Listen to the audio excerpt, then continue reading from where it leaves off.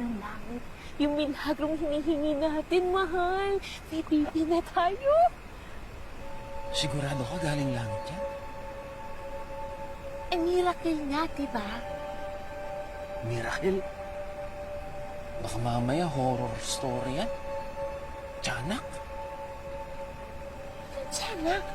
Napakakit itong batang to. Ano kaya magiging tiyanak to?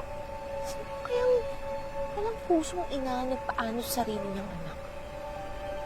O, tingnan mo. Nag-imbento ka na kaagad ng kwento. Nambintang ka pa. Sigurado ka ba pinaano dyan ng nanay niya? O baka yun lang ang gusto mong paniwalaan?